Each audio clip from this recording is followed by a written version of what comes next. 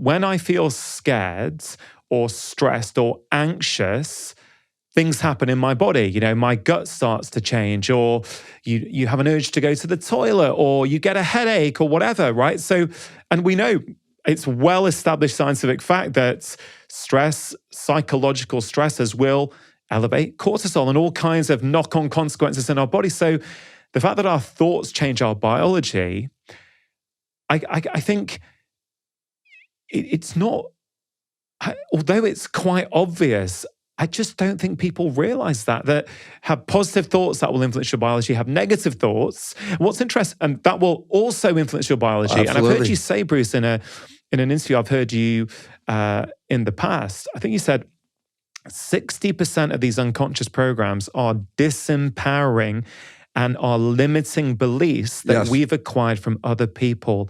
60%. Yes, that's a massive number. And then recognize, but that 60% is coming from the subconscious. So the individual playing that subconscious is the one that they're not even aware they're playing this subconscious. So their life seems to be out of control. Oh, I want to be happy. I want to have a great job. I want to have a great romance. I said, that's conscious wishes and desires. Conscious wishes and desires, subconscious habit.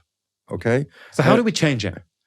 Oh, that's the first question. I always remember very, very much how I was so excited by the mechanism, the biology, and how the chemistry was adjusting the genetics and all this. And I would love to tell people. And I remember every time I finished a lecture, the first question was, "How do you change it?" And I was like, at that time, I didn't have any idea how to change it. I just recognized how it worked, and it was so frustrating.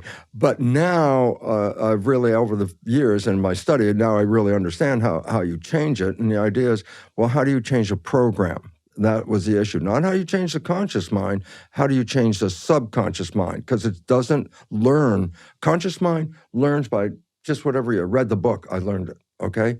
Subconscious mind doesn't learn that way.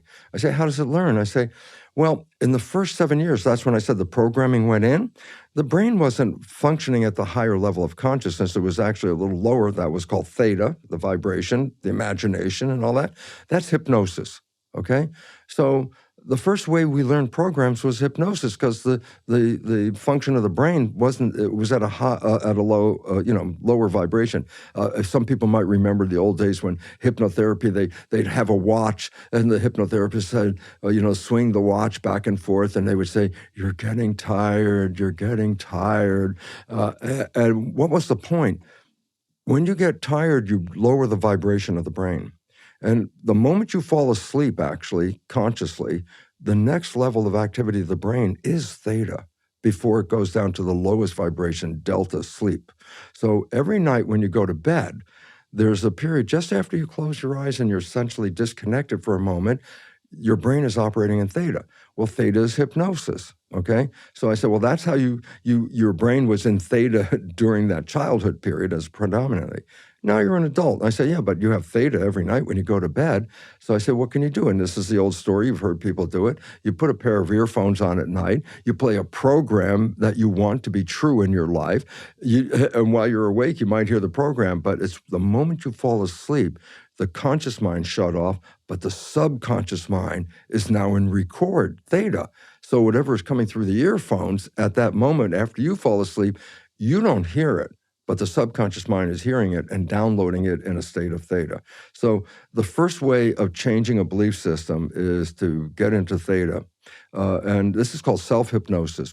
Put the earphones on, play the programs for health, happiness, love, joy, whatever, and just go to sleep, which is really cool because you don't have there's no studying here. You just play the program. Yeah. I mean, so you're saying when we're tired, so that's, I guess, last thing at night, maybe first thing in the morning as well? Same thing, but it's a little harder to judge when you're coming awake rather than when you're going to sleep. Got it. So the nighttime, just before you go to bed, a really important part of the day where you can, I guess, consciously make a decision to reprogram your subconscious mind. Yeah. What does this look like?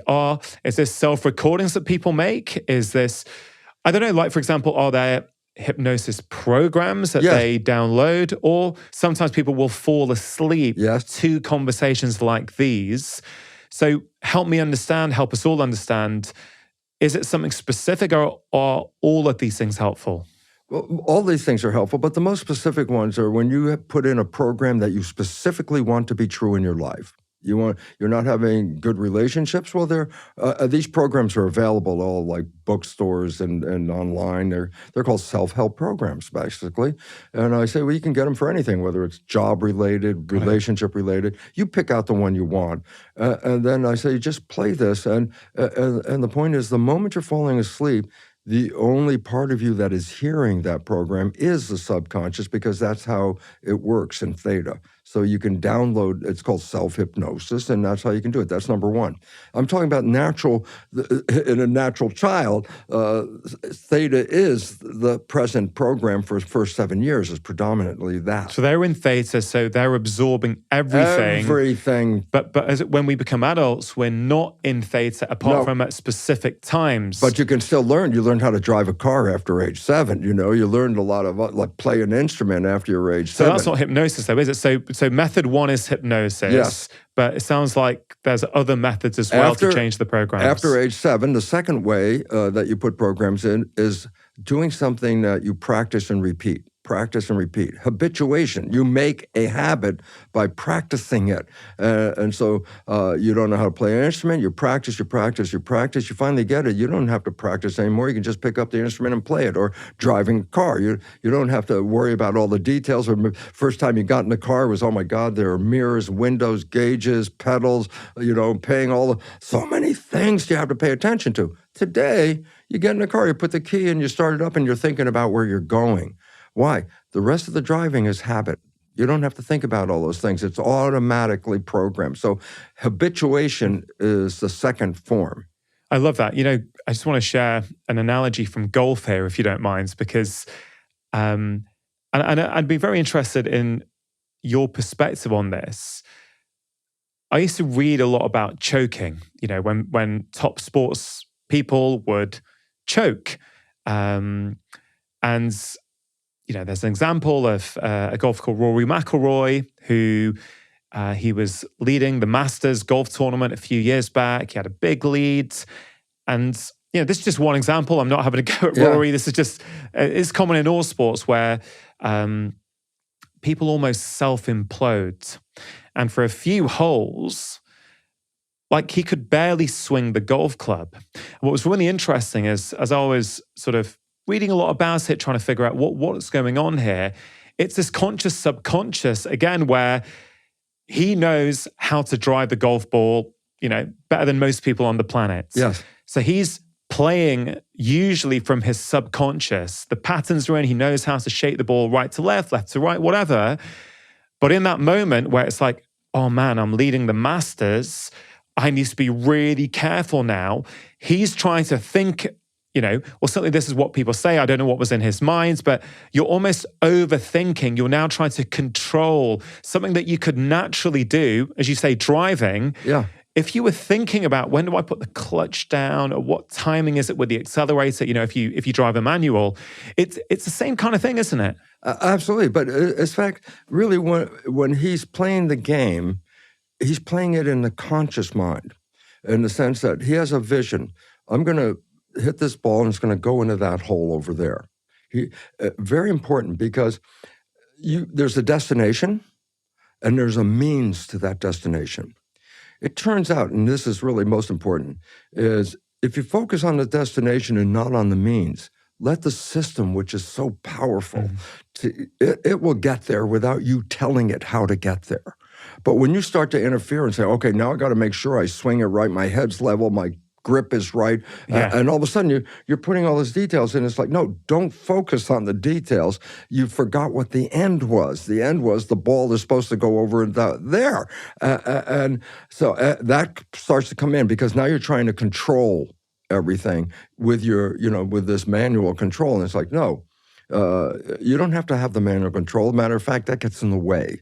Yeah. The body knows what you want. You don't have to tell it how to get there. That's a big issue in our lives, because I want to be successful. How? Oh, I got to do this. I got to do this. And I say, oh, you're planning all these things, and Your conscious mind is not even the subconscious is 1,000,000 times more powerful, a computer, than the conscious mind. So I say, you're going to take this little small conscious mind and try to run the bigger computer. It's like, that doesn't work. Let go of the control. And this is the whole thing. I mean, it's I just came to my mind. A lot of people say, let go, let God, or something like that. Some phrase that people always say. And I go, well, that's actually the way to do it. Focus on what you want, but don't try and tell the universe how it's going to happen. Don't tell them that I'm going to do this and this is going to happen. I go, no, you just focus on what you want. The intelligence of this supercomputer, the subconscious supercomputer, it won't handle it unless you put your hands into the machine. I said, keep your hands out of the machine. Focus on where that ball's going to go. I mean, he already practiced. Remember I said, we did the habit. We did the practice. Whether you're driving the car or hitting the golf ball. Practice. Yeah, so it starts off in conscious and then becomes subconscious. I think people can all resonate with that, whether it's a sport or 100%. musical instrument, right? It's the same kind of thing. So again, it's not that hard to believe that if you practice the patterns that you want, after a while, they're going to happen automatically. This is exactly what it's all about. You don't think about the details of driving when you're driving. They just automatically, you could have conversation, you could be off in thought, and you're still driving the car. So what's an example of, we mentioned the first method is hypnosis. Then the second one is habituation. The second one is habituation and repetition and practice. Yes. So do you have any examples of things that people can practice, can do and go, right, I'm going to practice this so that I start to change my subconscious behaviors? Well, this is exactly true. What's interesting is actors that are really good have a character. They read the character, they learn the lines, but they have to act like a character, okay? It's not just reading the words. You get someone like Renee Zellweger, and she did the diary or something. I forgot. Yeah. And it's interesting because the character is 40 pounds heavier than Renee. And when she got into character, guess what? She gained 40 pounds. Her conscious, the program just, okay, I'm 40 pounds. When she got finished playing the character, then the 40 pounds disappeared. As long as she was in the character, she became the character. Dustin Hoffman, one of the great actors, was playing Willie Loman in Death of a Salesman, a very depressive character. And he was brilliant at it, except that he had to check out and go out of the theater and go into a hospital, a neurological hospital, because he became so depressed because he took on the character of this person. And what I'm trying to say is, who you think you are is what you could get there. But now the problem is, who do you think you are? And I go, well, that's part of the programming. When we grow up, here's the biggest problem in programming, I'll tell you right now. Parents act as coaches for their kids. I go, what does that mean? I say, well, let's say a kid on a sports team isn't doing well. The coach doesn't say, oh, please try harder. No, he says, that's not good enough. Who do you think you are? You don't deserve to be on this team. But this kid is older and conscious and aware when the coach is saying that, the coach is trying to say, do better. That's what you should do. A child under 7 is not in consciousness, but a child under 7 is in record. So the parent's acting as the coach. That's not good enough. Who do you think you are? You could do better than this. I say, the child under 7 is, I'm not smart enough. I'm not deserving. I'm not good enough. That's a program. Okay? They didn't understand the meaning of the parent under 7 because consciousness was not that function of the brain at that time. Just record. And I say, well, this is where the problems come from in our lives. Because parents want to help us, so they figure if they needle you, stick you, that you're going to do better without recognizing if the child's under 7, they don't have any comprehension of what you're saying, but they are recording. And then you'd say, well, then 95% of my life is coming from what? Not smart enough, not good enough, not deserving. And if that's the program that's running, then the behavior will manifest that program. Not good enough, not smart enough, not healthy, whatever it is. And so we have to recognize we become these programs. And if you want to change, that's when I say, the new age, I always laugh about it, it's called fake it till you make it. I said, what does that mean? I said, well, you're not a happy person. I go, so what? I say, then all day long, whenever you can remember, you just say, I am happy. I am happy. No matter how miserable you are, you just keep repeating it because repeating is habituation. practice, repeat, repeat. And then one day you wake up and guess what? You're happy. Why? Because once that program is installed, then the expression of that subconscious will manifest that program. I noticed that when you walked into the studio 2 floors down, I don't know, maybe 45 minutes ago, something like that, you walked in with a smile, we were chatting, and then you paused it felt like you were intentionally spreading joy, love, happiness. You made some really nice, meaningful comments to the 2 receptionists, which put a smile on their face, and then you walked on with me. Yes. Is that what you're talking about? An intentional practice where you act in the manner, you act as the person you want to become, almost like you said about actors, right? You're trying to, and I know from your history that you weren't always this way. No. Right? No. So this has been a change, and maybe later on we can talk about that, but you've almost taken on the role of an actor, but that actor isn't actually someone foreign to you. That actor probably is who you innately are and who you are innately meant to be. That I have become. That you become. Okay. That was it. Because I started to recognize what I'm putting out is coming back. If I'm going to put out, anger or something, I'm going to receive something that resonates with anger. If I'm angry, I'm not going to activate a happy person, but I will activate somebody who will respond to anger. It's called resonance. And what you put out will return to you what you put out. What happens though, Bruce, if you are giving off that energy of happiness and joy to someone? Yeah. And for whatever reason, they don't want to hear it. It's like they're being run by a different subconscious pattern. Yeah. People aren't nice to me. I'm not worthy of a nice comment, or whatever it might be. And they aren't able to accept the joy and the smiles that you're putting out. Presumably, does that happen from time to time? And sometimes, how do you react? Sometimes, but you know what the most interesting thing is? People want to be recognized at some point. Like in the city, everybody walks, eyes on the street or eyes not looking at other people and stuff like that. It's like, so the other people don't exist. But I noticed when I was living in New York that if I just walked down the street and I could catch somebody's eyes and I'd give them a smile, that's all I do is just look at them with a smile. All of a sudden, they would just make this response that somebody recognized them as being this person. And that is what, in a world where nobody recognizes you, all of a sudden somebody looks at you and smiles. It's like, it's contagious. They start to smile all of a sudden. Yeah. And this is it, because we've been programmed, stay away or, don't engage and all that. And I go, well, that's where the big problem comes from, because when people are not part of a community, then they don't participate as a community at that point. They're on their own. And people just want to be acknowledged. And rarely does anybody resist, hearing that, oh, have a wonderful day and something like that, from meaning, not just flat words, have a wonderful day. No, meaning it. And so, again, and this is part of the physics, quantum physics, everything is vibration. You put out a good vibration. The only thing that responds to a good vibration is a good vibration. Bad vibrations are on a different frequency. They don't mix each other. You put out a vibration, you're going to get back what that vibration is. It's called resonance. And so if you're an unhappy person and you're broadcasting that, the only person that will be affected by that unhappiness is somebody else is unhappy because they're resonating from the same thing.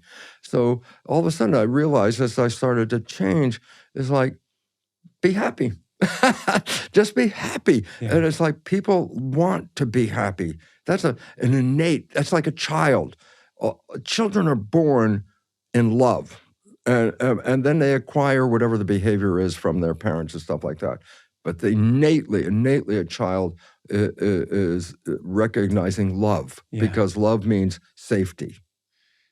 Repetition is so powerful, isn't it? We become what we repeat, ultimately. And one of the practices that I have done very, very consistently for, I don't know, maybe 5 years now, that I feel most of the time has become automatic now, is if I was ever getting frustrated or feeling emotional or frustrated by the action of someone else, let's say, I would always use it as a mirror. I'd sort of, ideally in the moment, but sometimes if you're not able to in the moment, later that day go, you got triggered there. You felt stressed by that. You were frustrated. What was that bringing up in you? And then just, instead of looking for the world outside to give you the answers, try and find the answers yourself and go, okay, and how can you reframe that?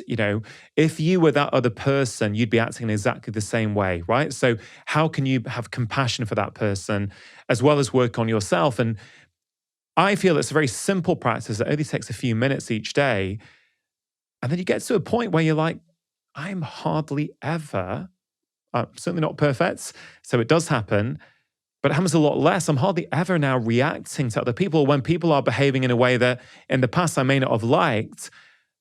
I feel now that my default mode of being is compassion and going, oh yeah, well that's interesting. Oh, isn't it interesting? They've got a completely different perspective on the world to I do, rather than trying to defend a belief system and an identity. So yes, I've done other things like heal trauma and all kinds of other things, which we can maybe talk about, but I really do feel that it's that regular, diligent practice, catching yourself when you haven't got it right, catching yourself when you do get it right, being compassionate to yourself either way, and then you actually become a new person. I agree 100% on that. And I'll give you a very important fact. I work in belief change programs with people. And when we have people test for the belief, I love myself, 80 to 90% of every audience will not test positive to I love myself. And I go, where the hell did this come from? Well, the first thing is this, being criticized as a child because you downloaded the criticisms, not good enough, not smart enough, not lovable, whatever the parents were trying to help you get better, they made it worse because they put those programs in. I started to recognize, oh my God, people, if you can't love yourself, then you can't accept love. That's the other very important thing. Because if someone says they love you and you have a mind, I'm not lovable, then you look at them and go, well, obviously you have no quality control. I know I'm not lovable. What are you saying? And you'll push people away and then nobody will be there. And then guess what? You say, see, I'm not lovable. Nobody's here. But you didn't realize you were responding to that. It was a wake-up call to myself when I realized I was not loving myself.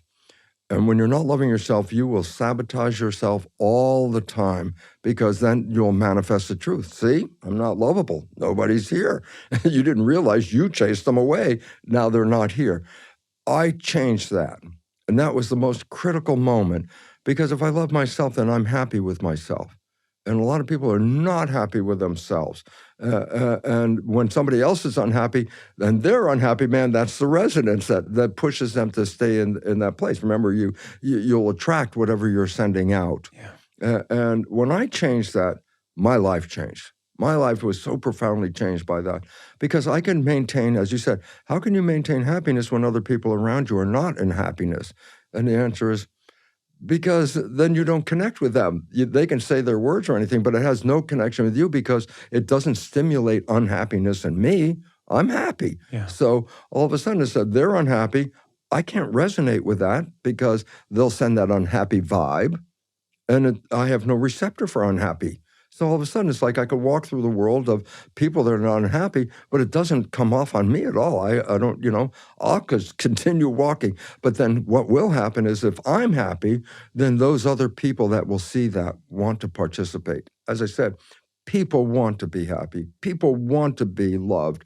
And that's a drive. And yet our programming behavior takes that out of us, and then we start resonating with the negative programs, and we attract people that have the same kind of negative issues, and then we're surrounded by, this is not helping me, all these people around here. And I change, and then all of a sudden I say, look who's around me, all these wonderful people. How'd that happen? I go, because now we resonate together, and the ones that are unhappy, they don't want to be around me because I don't feed their unhappiness with my unhappiness. I don't feed them. And so they don't get what they're looking for if they're coming toward me with that. I guess one way that people can catch and become aware of their unconscious patterns is to ask themselves, how do you talk to yourself? What do you say when something doesn't quite go right? Do you do you say you stupid thing, you silly idiot, you loser, whatever it might be. And I say this, admitting that for much of my life, I used to say those things to myself. But the key thing being, I used to. Yeah. I don't anymore. I cannot remember the last time I was harsh to myself, This genuinely is anymore. important. And it's, you can't, I think the way I put it in my last book was it is simply impossible to achieve long-term health and happiness if you hate yourself. 100%. This is so important because I have a memory of a point in my life where that changed, just like boom, just like somebody turned a switch. Because I was on the edge of, I could have been diagnosed as manic depressive. Well, I'm happy most of the time, but once it started going wrong, then it was like, this is wrong. And then I give myself the abuse verbally. Oh, you're stupid. You're not good enough. What's wrong with you, Lipton? And I'd be doing that. And I was in my lab and I just spent a procedure that took about an hour to prepare for the experiment. And if you mess it up just a little bit, you have to start all over again. The third time that day, I messed it all up, and now I'm really upset. I spent the whole damn day doing this. It didn't work, and then I'm getting, oh, you idiot, you can't do anything right. And I was giving myself like a parent on my shoulder telling me that's not good enough. And I'll never forget, I was alone in the lab, and I hear this voice. And there's nobody there. I hear this voice and the voice says, don't you have anything better to do than to listen to this crap? I looked around, I started to laugh because I said, sure, I'd rather go to a movie. So there was a newspaper. I picked up the paper, I found a movie, went off to the theater. Guess what? That whole dialogue ended instantly. I had a choice. That's what it was saying. I have a choice. Do you want to continue this conversation or do you want to do something else? That was the moment of empowerment that was so great because it said, stop, stop. Do something else. Get out of here. Mm-hmm. And next time I started to get a little depressed, first thing that came back was the humor of that, and I'd laugh and I go, okay, I'll do something else. After 3 or 4 times, guess what? I've never been depressed since that time. Never. Why? It just doesn't hold in my mind. If a depression, like a negative thing starts happening, I don't sit there and play it over and over and over again, which makes you go downhill. I just, I have a choice. It's a choice. Do I want to listen to this stuff or do I want to do something else? They're in a job they don't like, maybe with a boss they don't like, in conditions of work that they don't like. Right.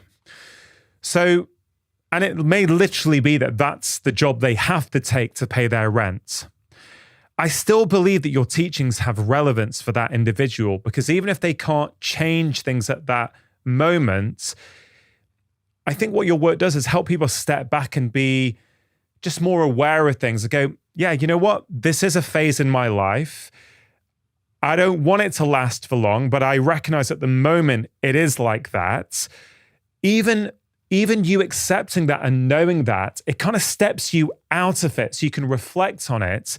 And it also, I think, makes it more likely that if, let's say, your boss doesn't treat you well, instead of taking that kind of disempowering mindset, you can take a more empowering one, which is, look, I know I don't like this job. That's the consequence of being in this job at the moment. Really focus on the fact that this job is paying my mortgage, it's feeding my children. So at the moment, it has given me these positives. I'm not going to take it personally. Yes, I'd rather my boss didn't treat me like that, but I'm not going to take it personally. That's a reflection of my boss and the state that they're in and the pressure they're under. I don't want to put words into your mouth, Bruce, but that's my perception of your work, that it still has relevance for that individual, even though it may be harder for them. 100% is relevant to them for this reason. What is the drive? What is it that you really want on this planet? Is it that big giant bank account? No, because you could be the most lonely son of a gun that ever existed with all the money in the world. That didn't give you the life you wanted. What was the life you wanted? Love, number one. Love, harmony, peace. Where are you going to get that? Is it money?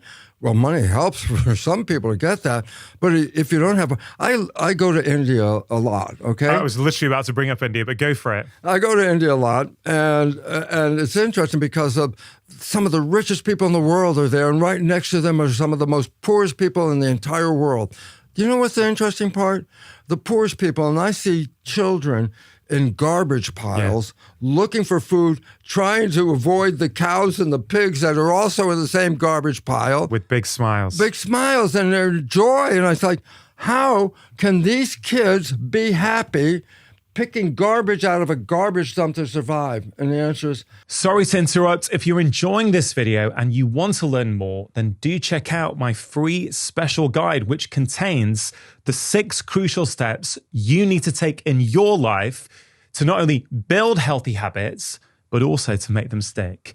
If you want to get hold of this free guide, all you have to do is click on the link in the description box below. Because something else is giving them happiness. It's not that physical thing. It's the idea of family. It's the idea of community. It's the idea of being around people who are supporting you and giving you the joy and all the happiness. Now, I don't want anyone to misinterpret this as looking at this through rose-tinted glasses. You know, yes, we should be trying to lift people up. We should be trying to improve conditions for everyone. But I also see that when I go to India, Bruce.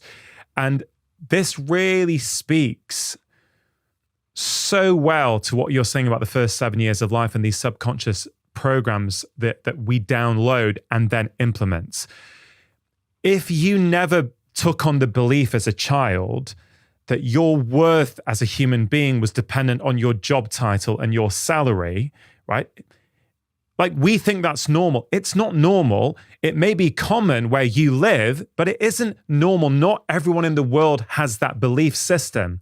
And I think it also speaks to this idea that we are very moldable as humans, right? If you or me were born, like you were born, I believe, in around New York, suburbs of New York, is that right? In suburbs of New York, right? Yes. I was born in Manchester in the UK, right? With Indian parents who were immigrants to the UK in the 1960s and the 1970s. Because of my parental influence and the fact that I grew up in the northwest of England, I have certain beliefs about the world. If I grew up in Delhi or in Shanghai or in Mexico City, it would still be me with my same genes, and we'll get to genes shortly, right? But I would have a completely different belief system about the world because my programs would have been different. Exactly. Exactly. And I think that's really important for us to think about that. Go, no, like, we are a product of our experiences. But that's the whole program part. Yeah. But if you didn't know you were programmed and you didn't know you were playing programs, then your life is a mystery. How come I wish to be so happy and have things and be successful and have relationships? That's what I want, and it's not working. So those kids in India, I'm hypothesizing, right? They perhaps didn't take on the belief that who I am is dependent on my job and my salary. 100%. So therefore, them not getting that, like, it doesn't have to necessarily affect their happiness because they didn't have that belief in the first place. Our belief is that we're here on God's earth and the sun is shining, and yeah, we want to be there with our mum and our dad and make sure we've got food.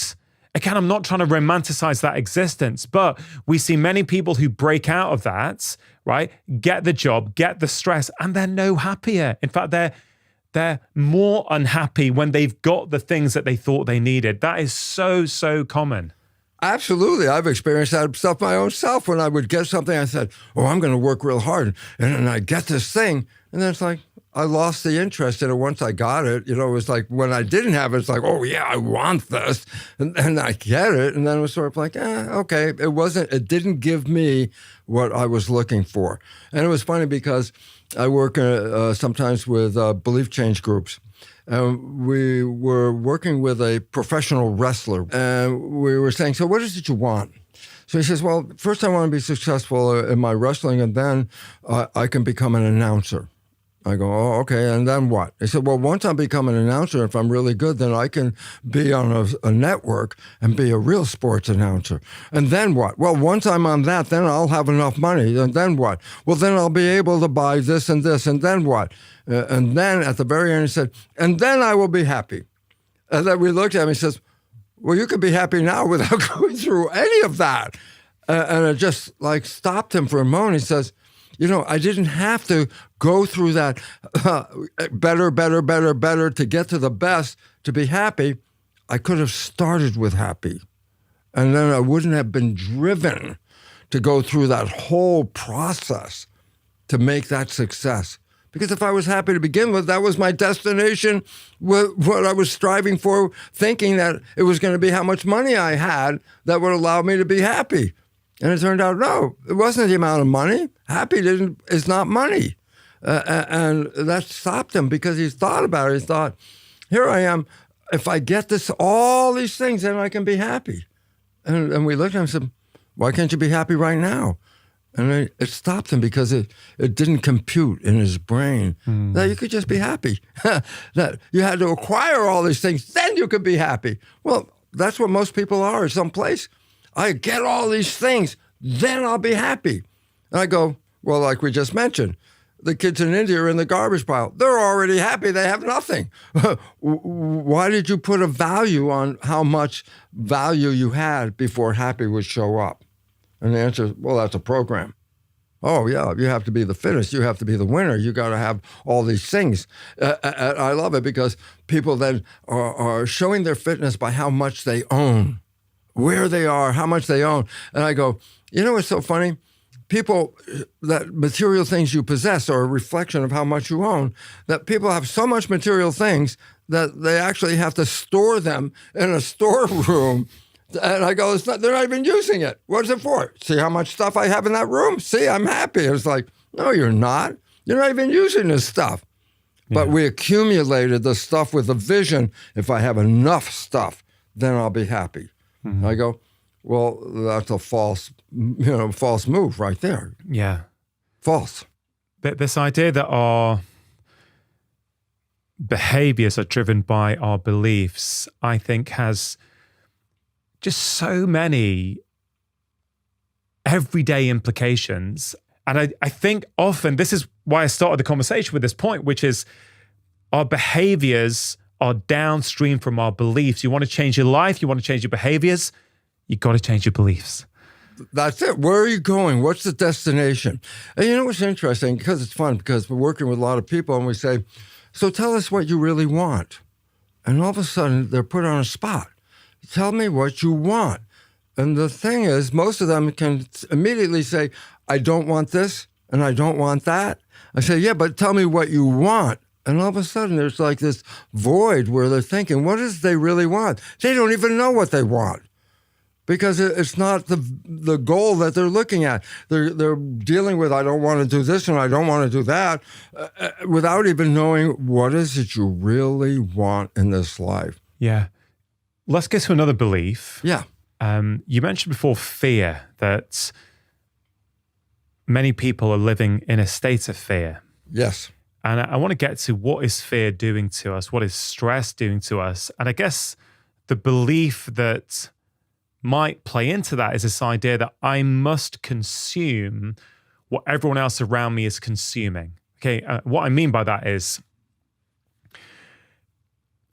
I've realized over the last years that I'm much happier when I, frankly, don't consume the news, don't keep up to date with a lot of what is going on around me, and when I become very intentional about what I put into my mind, whether it be television, online, on social media, whatever it might be, by controlling the inputs, which are mostly fear-based, frankly, these days, I've been happier, calmer, more peaceful, more content, right? So I think many people feel that they've got to be doing what everyone else is doing. I've got to stay up to date with the same movies, the same box sets. I've got to watch the news because everyone else watches the news, and being a citizen of the world means that I have to constantly be aware of things that are happening thousands and thousands of miles away. I appreciate people will have a different perspective on this, but through that lens and through the lens of fear and stress, what's your take on that belief? Well, I've done what you were talking about. I don't watch the news anymore. I'll give you a simple reason. It's this. Life is based on energy. That's a simple fact. You got energy, you got life. You have no energy, you don't have any life. People spend their energy without realizing they're not getting anything back from what they're doing. And I say, look, you have a checkbook, you have an account. What's the money? The money is energy. The more money you have, the more energy you have to create what you want. So I say, if you have a checkbook, tell me, do you just write a check for people and give them money for no reason at all, Dr. Chatterjee, I love how you do your job. I'm going to give you $100. You can have that. I say, why would I do that? And he answers, well, because I like what he does. I go, yeah, but you just taken your energy, which is life, and given it away. What did you get back from this? And all of a sudden I started to realize, what if you had a checkbook of spending your life energy? In other words, energy is life, and if you use your energy and give it away, then you're compromising your life. I say, if you had to write a check for I'm going to invest my energy here, the first thing you would think about if you actually had to write a check is, what am I getting by using this energy? And you start to realize, well, wait, I'm using a lot of energy, but I'm not getting anything back. I or my family or my community is not going to get anything back by my spending this energy. Example, two guys are in a bar. They get involved in an argument over politics. They get heated. They use energy. They're all excited, blah, blah, blah. They get angry. They do all this stuff. And then when the argument's finished, they go their own way. And I say, so what did you do? What did you get? You spent a lot of energy to do this. Getting hot is actually, heat is wasted energy in physics. Getting hot over all this is meaning you're just wasting your energy. I say, what did you accomplish? Nothing. Why? Did you change the world? No. Did you change the other person? No. I said, then what did you do? You spent your energy with no return. So then I say, well, wait a minute. If I had to write a check for investing my energy, I would then say, well, what do I get back from this? So I say, what do I get back from watching the news? Do I get any say in this? Does anybody call me up and say, what do you want to do about this news article? No, I read the news article. It takes my energy. I feel, my nervous anxiety about, the world's in all this trouble. Did anybody ask me? Could I change that world? No. Then why the hell am I paying attention to it? Because all I'm going to do is give my energy up and anxiety and emotion over all this stuff. I get nothing back. And there's a point then I say, well, wait. If you had to write your energy check, then guess what? You would be very cautious about how you spend your life. You'd be very careful about, I'm going to invest my life in something that gives me something back. My family or my community gets something what I do. And all of a sudden it says, well, then there's so many things like watching the news that takes your energy. It didn't give you anything. It just sucked your energy out. How many different things suck your energy out? I go, all of a sudden it says, that's what I started to look at one day when I realized, am I giving away my life energy without any return? And then I started to realize, it's like, wow, if I didn't do that, I could have used this energy for having fun. I could have used this energy to enjoy my community. I could have used this energy to help my community. Yeah, it's such a good point, Bruce, which I don't think people think about enough, right? So let's take that example there of the people having an argument, a heated row about politics. Yes. And then you ask, what did did you feel better? Did anything change? No. It's not only a waste of energy, although of course that's huge. It's also the fact that they've dysregulated themselves and their nervous system, and therefore they will compensate with unhelpful behaviors, right? They have to dissipate that emotional stress in some way or another. And usually the way people will do that is with an argument, is with alcohol, it's with sugar, it's with staying online too long, mindlessly scrolling, right? So it's not a neutral occurrence. No. It's you have to do something with that. So I think that's one aspect that I think is really important. The other aspect for me, so I really think about this, how do you change the world? How do you help create a happier, healthier world? And I think it goes back to what you're saying, which is, well, I always think about it through the lens of what Gandhi said, which is, or it's certainly attributed to him, be the change you want to see in the world. Yes. I try and live my life according to that because it feels very empowering. So for me, for example, if I'm not consuming negativity, I'm in a better state of mind. I see the world through a more positive lens. And then, for example, when I come on the mics on this show, I've got a positive, upbeat tone that's hopefully inspiring, that hopefully encourages other people to make change, right? So I believe that, an interaction like this, when it spreads out to many people, can start to create change because you're empowering individuals to look at the world differently. You're putting your energy in to make the world look different. Now, that is what we're looking for. Why? Because we want to bring back the nature of that community, that harmony, the garden that we used to live in, okay? And that anything we do in that level is enhancing all of humanity. And then I said, well, now you're being the human that we were talking about, where you are helping the world. And that means that energy that you're using comes back to you. I give a lecture, I use a lot of energy, but guess what? The audience receives that energy and gives me the energy back. I can lecture for 5-6 hours, walk off the stage with as much energy as I walked onto the stage with. And why? There's an energy exchange. And it happens in a community of people. And that's what keeps you alive. Yeah. And that's why we can even go back to the poor kids in India. Where are they getting their energy from? From the love of the people around them. How much did it cost? No, they didn't have any money. They didn't pay for love. It was part of that's the nature of the community we live in. Is that the nature of my community in the United States? I go, no. My community in the United States is dog eat dog, Darwinian. Who's going to win? Who's going to lose? I'm sorry, you're a loser. You can't get health care. I'm sorry, that's your problem. I go, wow. I'm enamored by the fact of medicine, socialized medicine. I live in New Zealand for half a year, usually about, and it was so interesting because in the U.S., the first thing you do, walk in a doctor's office, give us your insurance card, give us your money. Even before the doctor sees you, show me your money first, okay? I had kidney stones in New Zealand. I went to the hospital. They took care of me in a hospital. They sent me on an ambulance to another hospital, gave me a scan. I had specialized doctors and all this stuff. And the surprise for me as an American, nobody asked for anything.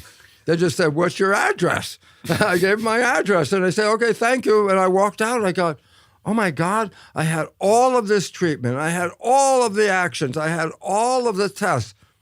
It didn't cost me anything.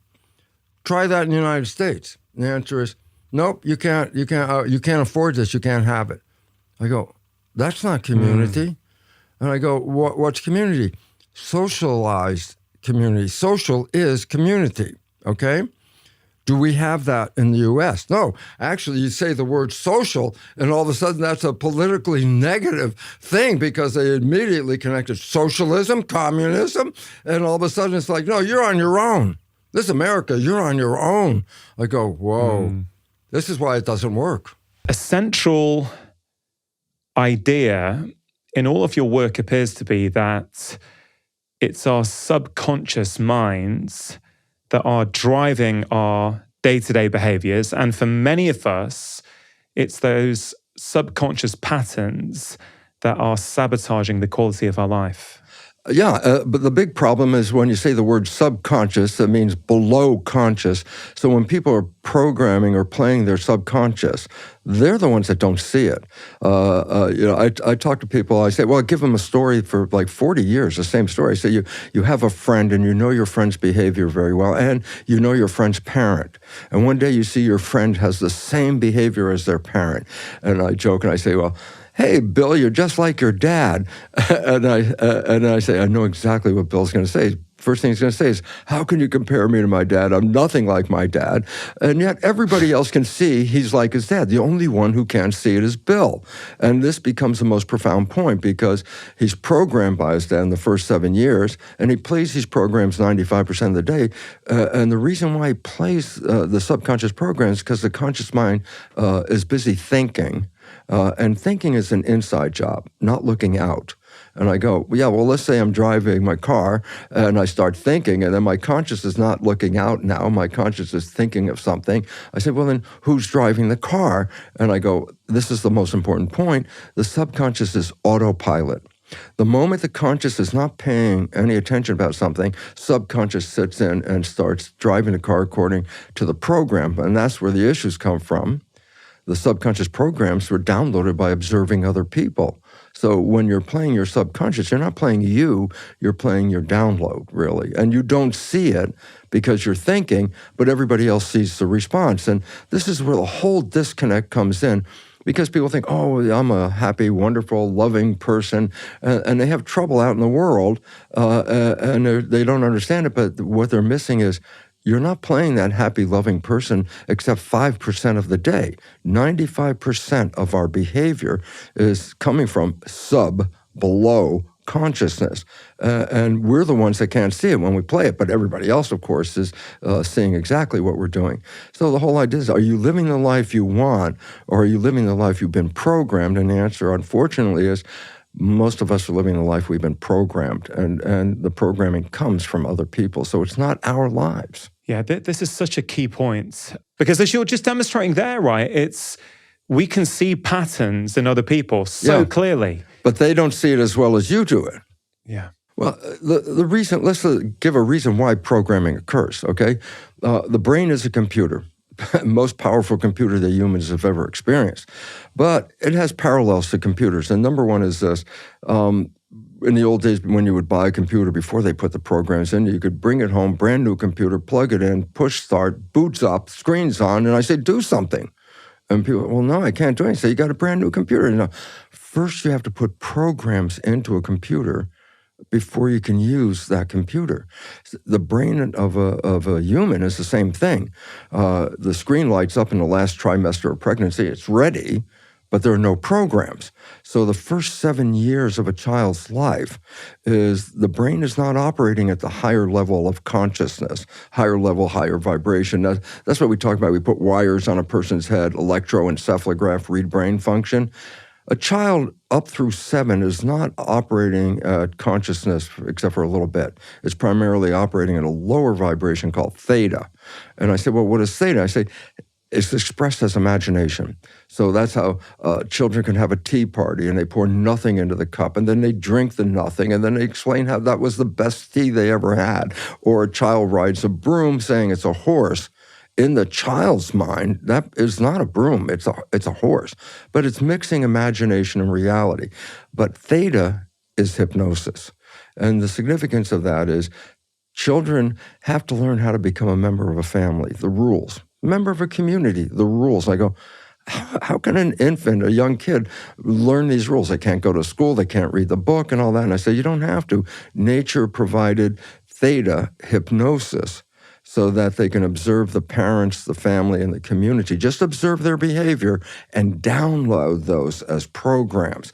Age 7, then that's when they start to become more conscious and engaging themselves. So the first 7 years is programming, and then after that, we play, actually, unfortunately, 5% of our life from our creative conscious mind, 95% from the program.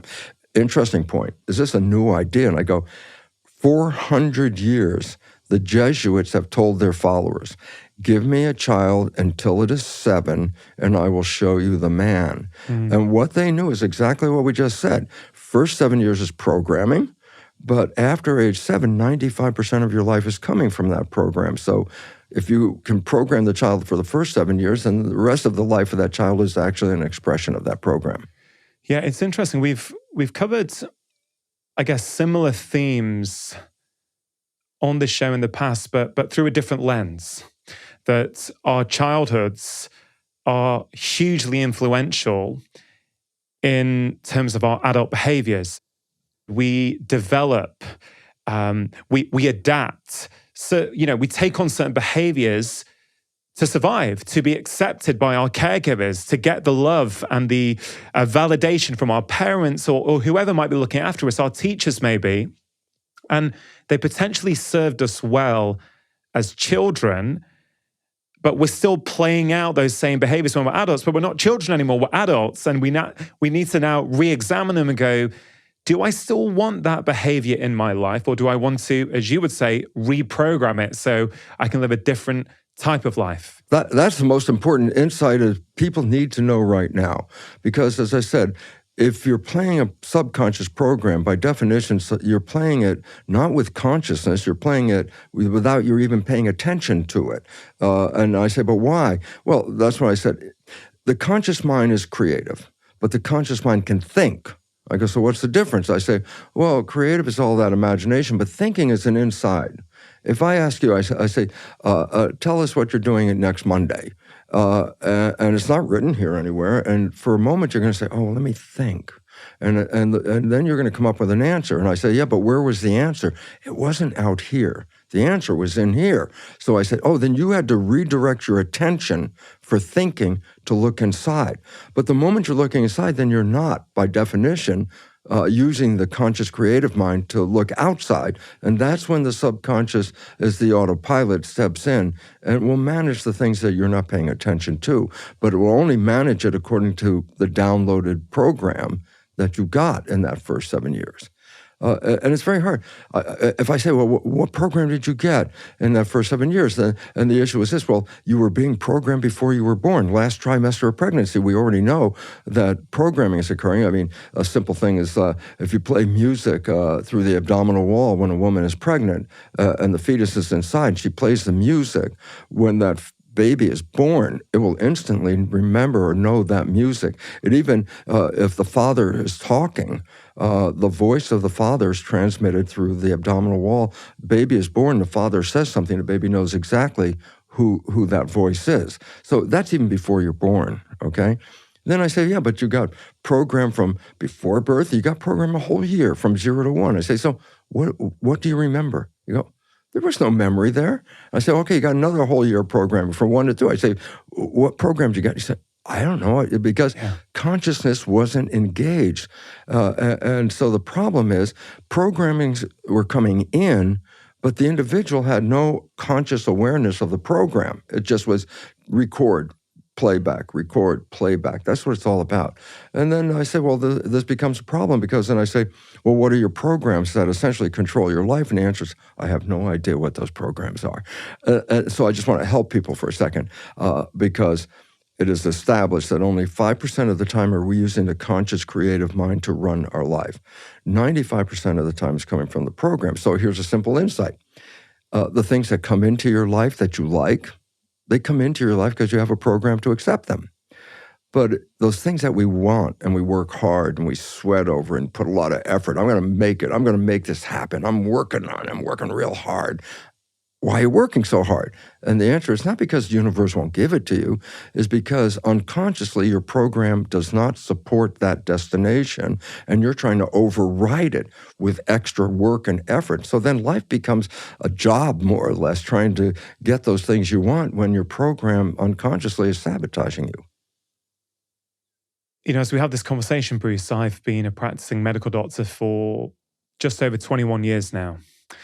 And there's been a real evolution in my thought process throughout my career.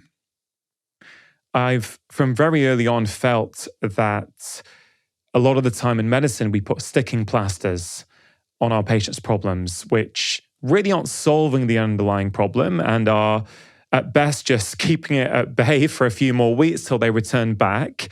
That's at best. I think I realized early on that if I can help my patients change various things in their lifestyle, the way that they're living their life, food, movement, sleep, stress, sure, it can have a huge impact. Yes, absolutely. But then over the past few years, I thought, what's going on here? Because a lot of people have done that. They've changed their life. They feel better. So They've had the knowledge, they've experienced it, they felt better for maybe 6 months, maybe a year, maybe 2 years. And sometimes people would revert back to their previous behaviors. I thought, what is going on here? And I've really carefully examined the patients throughout my career who have not just changed in the short term, but changed and transformed their lives for good. And there's always been a big shift up here in their minds, the way they think, the way they approach the world, right? So when I think about your work and what you've just said to me, and I look at it through the lens of health, and many people listen to this show and watch it because they want to get healthier, I feel that a lot of the time, the reason they can't make lifestyle change stick is because... Sorry to interrupt. If you're enjoying this video and want to dive deeper into the topic of sleep, I have created a free special guide containing my top 5 science-backed tips to help you get your best night's sleep and reduce fatigue. If you want to get hold of this free guide, all you have to do is click on the link in the description box below. The underlying program that was driving them to behave in a certain way has not been addressed. That's exactly what the problem is. When people say the mind, the idea that, oh, there's a mind, a single mind, I go, well, that's the first mistake. There are 2 minds. We mentioned conscious and subconscious. But we also have to mention this. They each have a different function, and they, most importantly, they learn in different ways. So the conscious mind's creative, and that means it's the one with the imagination and things that you want and you desire, and you can put that in. And you could read a book, a self-help book, and you say, oh, I got all this knowledge now from this book, and I went to the lecture, and I did all these things. I got all this knowledge. My life hasn't changed. I go, well, that's because the conscious mind, being creative, can learn in any number of different ways. You can just go, aha, I have a new idea, and your conscious mind can change. The subconscious mind, by definition, is the habit mind. And I go, significance. Habits resist change, because if habits change, then they're not habits anymore. So all of a sudden you say, well, if I download a habit, can I, think out of that habit? I go, no, because that's not how it learns. And so the conscious mind, and most people are very smart. I'm sure, look, this audience has been listening to you for a long time. They got great understanding, and many of them will go, yeah, I really understand what you've been talking about, but somehow or other, with all that knowledge, my life is still the same. And I go, that's because when you educate the conscious mind, that's easy. But that process does not create a habit. So you can have a super smart conscious mind, all the data, all the material. I read the book, I know everything about it. I go, yeah, but that doesn't change the program on the inside. A lot of people think, well, I'm going to give myself a good talking to. And that's where the joke comes, because I say, there's nobody in the subconscious mind. It's the exact equivalent of a hard drive in a computer. It's got programs in it. There's nobody in it. And you can talk till you're blue in the face with the conscious mind, trying to tell the subconscious mind, change the program. I go, That's not how it learns a program. I want to talk about how we can start to go about changing these programs. But before we get there, where does stress fit in here? Because if you look around society these days, many people are living in a state of stress. Yes. So how does stress and living in a stress state relate to our conscious and non-conscious minds? That is perhaps one of the most important questions in this world right now, for a very simple reason. We believe so many issues and diseases are associated with genes. And I say, when I was teaching in a medical school, what was I teaching doctors? Well, at that time, genes turn on and off, and genes control the character. And then I say, well, as far as you know, you didn't pick the genes, and if you don't like your characters, you can't change the genes. And since they activate themselves, then you become a victim of your heredity. Oh my God, there's cancer running in my family. I have a cancer gene. And I go, okay, let's get to a real simple fact. Less than 1% of disease is connected to genes. Less than 1%. 90% plus is all stress related, okay? So all of a sudden I say, well, you want to try to adjust the genes. I said, the genes didn't have a problem. It was the stress that was causing the problem. And now with the new science, it's called epigenetics. It sounds like genetics, but epi means above. So what we call skin, epidermis, because just below the surface skin is a layer called the dermis. Epidermis means above the dermis, that's the skin. So I say, Epigenetics means control epi, above the genes. And now there's a whole new understanding because we're not victims of the genes. We understand now that we actually control our genetic activity through our consciousness, or subconscious, more importantly, because that's 95% of the time. A big important point. This is like maybe a lot of people in the audience are going to freak when I say this, but for example, there's no gene that causes cancer. Everyone says, oh, oncogenes, cancer genes. I go, no, there's no gene that causes cancer. They're correlated with cancer, but they're not the cause. So especially like women are very concerned because they get, oh, I've got diagnosed, I have the BRCA, breast cancer gene. Immediately, what's the consciousness of the programming that people have? The gene is going to give me cancer. And now the fear of cancer rises in them because they say they have this gene. And then I go, well, guess what? 50% of the women carry this gene never get the cancer. So the first thing you have to understand is this: possession of the gene doesn't cause the cancer. It's a life that's not in harmony, a life that's out of balance. That's when that gene is activated. So we've been blaming genes, but we're never giving any credit or power to the person who can influence those genes. And this is what epigenetics is all about. Consciousness is controlling your genetic activity. It reminds me a little bit of an autoimmune theory that I think was first put forward by Dr. Fasano in America, I think at Harvard, where he put forward that you need three things in order to have an autoimmune disease. You need, yes, the genetic predisposition, not the genetic destiny, the genetic predisposition. Yes. You need some sort of environmental trigger. There you go. And you need a degree of intestinal permeability, which is also known as leaky gut colloquially. It says if you have those three things, then you can develop autoimmune disease. And I always found that really fascinating because it kind of made sense to me that, yes, you can have a certain genetic blueprint, but actually how that blueprint plays out is going to depend on your environment and your lifestyle. 100%. That's so important. There's a very interesting insight here, and that is when people follow the fate of a child adopted into a family where there's cancer, they find that the adopted child will get the same family cancer at the same probability as any of the natural siblings. So an adopted child gets that cancer. But here's the point. The adopted child came from totally different genetics.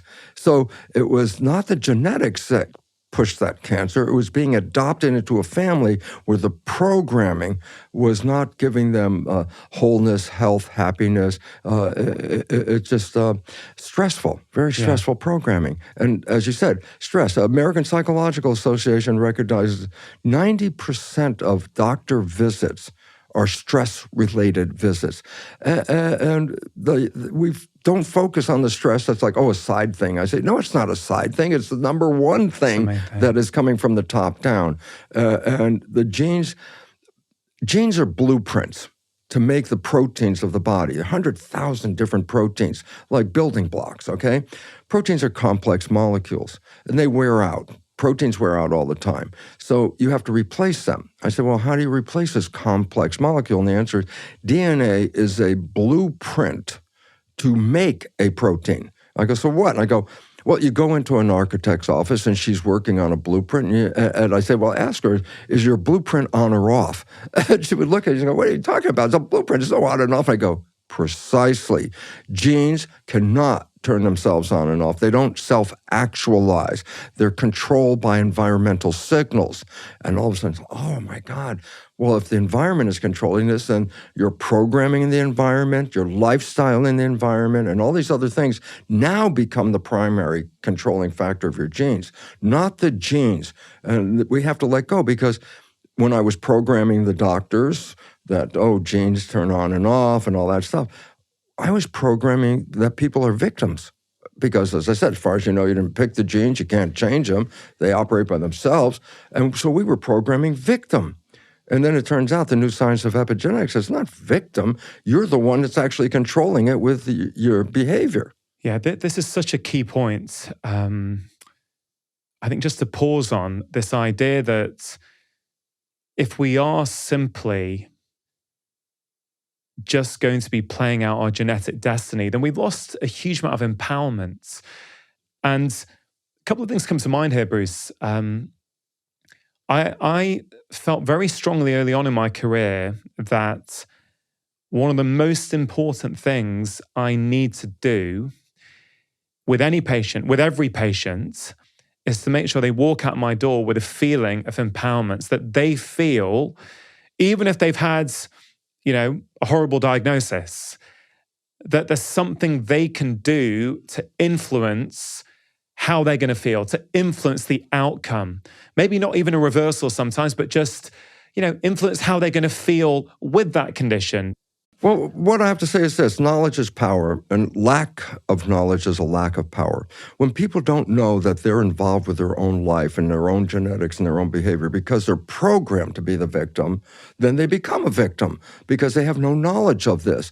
And what you're doing, what I'm doing, is let's wake up. You are powerful if you understand how this works. And if you don't understand how it works, you just say, no, it's not me. I'm not in control. And people walk away feeling like there's nothing I can do. The genes are controlling this, and I don't control the genes. I go, well, that's the story that's wrong. And when people are allowed to walk away from a medical practitioner with that belief, then that practitioner in no way has helped that patient, because the idea is this: as you said, I've got to help them get a better attitude when they walk out of this building. I have to give them more power so that they have more power, because if they walk out saying, there's nothing I can do, then the game is over at that point.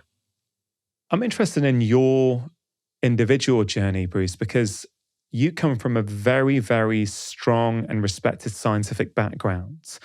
Because a lot of people may think, yes, some of these concepts may sound spiritual. And as I get older, I'm very interested with the intersection between science and spirituality anyway. But, epigenetics is something I've been aware of for maybe 10, 15 years, something like that. You were, I think, talking about this way before anyone. 1967. 1967, right? Had the term epigenetics even been coined then? No, because my research at that time showed the role of epigenetics, but there was no term epigenetics. So we actually created a word called transformation, that something transforms the existing thing. Now it's called epigenetics. That's the mechanism of how your consciousness can rewrite this program.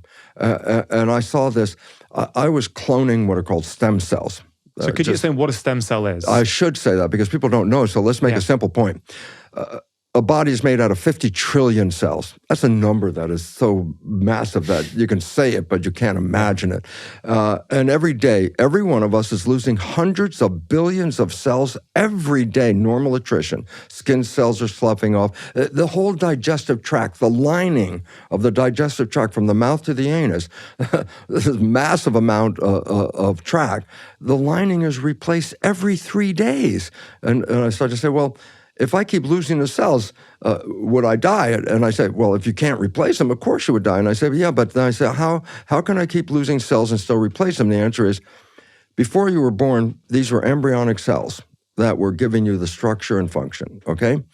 After you're born, you still have embryonic cells in your body, but you're not an embryo. So we changed the name, call it stem cell, because before birth, I could do a biopsy and look, say, here's an embryonic cell. If I wait 1 minute after birth, look at the same biopsy, look at the same cell, now it's, that's called a stem cell. So stem cells are embryonic cells. They're there to replace all the cells that are going wrong. So my research revealed that I was cloning stem cells. And that all of a sudden, what does that mean? I say, I put one cell in a dish, one stem cell. And it divides every 10 hours about. After a week, I've got 30,000 cells in the Petri dish because they keep doubling and doubling and doubling, okay? Here's my experiment, and it was like so clear. I took those 30,000 cells, and now you have to recognize they're genetically identical cells because they only came from one parent. So 30,000 genetically identical cells. I split the cells up into 3 dishes, 10,000 cells in each dish. So all the dishes have genetically identical cells. But we grow them in the lab, something called culture medium. And this, we're going to come back to this. That's critical. Because what is culture medium? I'll give you a hint. Laboratory version of blood. So if I grow human cells, I say, what's human blood made out of? Because that's what nourishes cells. And I make a version in the lab called culture medium. Since I'm synthesizing culture medium, I can change some of the combinations of the chemistry. So I create 3 different versions of culture medium, slight chemistry difference. And I feed the cells. In one dish, I feed them version 1 of the culture medium, and the other version 2, and the third dish, version 3. In the first dish, the cells form muscle. In the second dish, the cells form bone. In the third dish, with a different environment, the cells form fat cells. And here I am teaching in medical school that genes control life, and here's my laboratory experiments to say, all these cells are genetically identical. How come one became muscle, how the other one became bone, how the other one became fat? And it was like, it was based on the culture medium. And all of a sudden I said, oh my God, the cell fate wasn't controlled by the genes, it was controlled by the environment in which the cells live. And if you change the environment, you change the fate of the cells. So that completely canceled the idea that genes were in control. And that's on the micro. And on the macro, we humans are, as you say, 50 trillion cells or something like that. And our culture medium is the environment around us now. No, okay. And this is the real important part. Let's look at the body as a skin-covered petri dish. Why? I got 50 trillion cells under my skin. Instead of a plastic dish, it's a skin dish inside. But I have the original culture medium, which is blood. And I say the chemistry of the culture medium, whether the cell's in a plastic dish or whether it's in the skin dish, it's still the culture medium that controls the fate of the cells. So in the human body, it's the blood chemistry that actually activates the genetics in the cell. And I go, so why is this significant? I say, well, what controls the blood chemistry? It's going to make an important point right here. And I say, the brain is the chemist and puts in the stuff into the growth factors, emotional chemicals, neuropeptides, things like that, adding it, putting it into the blood. And then comes the most important question. So the blood is the chemist putting the chemistry into the blood. The chemistry in the blood is the culture medium. So the chemistry of the culture medium is controlling the fate. Okay, got that. But then the most important question comes, what chemistry should the brain put into the blood? What chemistry? And then comes the answer, which is so blow away. And the answer is this: whatever picture you hold in your mind, the brain translates that into complementary chemistry.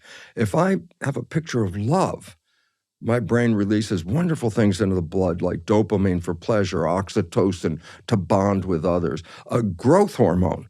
And growth hormone does exactly what it says. So when you're in love, you're releasing this growth hormone, which enhances your vitality. And that's why when people fall in love, they get so healthy. They get, they say, oh, look how they glow. They're so in love. And I go, this is the chemistry of the blood engaging the behavior of the cells. But I say, well, but what if I'm holding a picture of something that scares me? I say, well, you're not going to release love chemistry. You start to release stress hormones and factors that affect the immune system and all that. And I say, well, that's a different chemistry. I go, yeah, just like in the culture dish, a different chemistry leads to a different genetic activity. And all of a sudden I says, oh my God, your thoughts are being turned into complementary chemistry, which then controls your genetics. And this all of a sudden says, well, then if I want to change my genetics, do I have to go in and change the cells in the genetics? I said, no. It's changing your thought. That's all you have to do. If I think about what I see around me, both in my job and if I just look out at the public, I see a lot of people trying to make changes. They're trying to change their behaviors, but I don't think they realize that their behaviors are driven by their beliefs. So they change their behaviors and it lasts for a few weeks or even a few months, but because they've never rewired their belief system, the behavior never sticks in the long term. What's your perspective on that? That's exactly what's going on in the world, because people think that, my mind, and I say the mind, I go, yeah, well, they say the mind like there's one single entity. There's a big mistake. There are two minds that work together. They're interdependent. I have the conscious mind and what is called the subconscious mind. Each of them has a different function and a different way of understanding life and responding to life. So let's start with the conscious mind. That's the latest evolution of the brain. It's right behind your forehead, a lobe of brain called prefrontal cortex. This is the seat of consciousness. I said, well, what is consciousness? I said, well, that's your personal life, your personal identity. That's where your spirit enters into your biology, is through the creative conscious mind. Creative is the emphasis. The other mind, which was here long before that, was called the subconscious mind, and by its definition means below consciousness. Things that the biology is controlled that you have no control over. What's your pH in your blood? What's your temperature of your body? What's your respiration? All of these are controlled by the subconscious, and the subconscious is 1,000,000 times more powerful a processor than is the conscious mind, okay? So I say, so what's the point? The subconscious mind's not creative. Subconscious mind's got programs. It's a hard drive. So if you look at the brain as a computer, you would say the subconscious is the hard drive with programs in it, but the keyboard is where you can type your information in. So I say that's like the consciousness, conscious mind. Conscious mind is the one that is creative, can type on the keyboard, put in wishes and desires and what you want. Subconscious mind is not creative. It's basically a hard drive with programs. Once you push the button, the program unfolds. You have no control over it at that point. It's just an automatic process. Now the question is this. Which mind is controlling our lives? Everyone thinks their conscious creative mind, my wishes, my desires, my aspirations, consciousness, they believe that's what's controlling their lives. I go, well, this is problematic because everybody has great wishes to be healthy, happy, be in love, great job, and they fail at doing that. And then they feel like victims because they say, oh, I wanted to be healthy. I wanted to be in love. I wanted a great job. It's not happening. And then they go, well, then it must be the source outside that's interfering with me. They take on victim. Well, victim by definition means powerless. They feel powerless in the unfolding of their lives. I go, there's a great misunderstanding, and that is the conscious mind, which is the creative mind, which has the wishes and desires, can do two things. And I go, what do you mean? I said, well, imagine your body's a vehicle, and the conscious mind is looking through the windshield, and it's driving you to where you wanted to go, happiness, love, health, and all that. I go, that's one job of the conscious mind. But the other job of the conscious mind is to think. I go, so what? Well, thinking is not looking out at the world. Thinking is looking inside. A thought is inside. So the moment you are thinking, consciousness is no longer looking at the outside. Consciousness is looking for something on the inside, a thought. Where am I? What am I doing? Where am I going? Why this, that? And I say, well, wait. If the conscious mind, is not looking out the windshield and it's inside, well, what happens, for example, if you're thinking when you drive the car? I go, what do you mean? I go, well, if you're thinking and you're not looking out the window with your conscious mind where you're going, what happens? How come you don't crash your car? And the answer is, when the conscious mind is thinking, the subconscious mind with the programs is autopilot. It takes over, okay? So whatever program you got in your subconscious mind, it's running when you're thinking. And then I go, oh my goodness, science has recognized we think 95% of the day we're in thought. I go, well, then translate that. And I go, yeah, 95% of the day, your conscious mind's not running the show. It's inside thinking. So 95% of the day, your life is being controlled by the programs that you downloaded in the subconscious. Then I go, well, wait a minute. If my programs are not very good, and it turns out 60% of the programs in the subconscious are disempowering, self-sabotaging, or limiting beliefs. So more than half of the programs are actually interfering with your life. I said, well, I would notice if I was playing one of those programs. He said, no, that's the part. And I say, why wouldn't you notice it? Because why are you playing the subconscious program? Because you're not paying attention to what's going outside in the world. You're looking inside at a thought.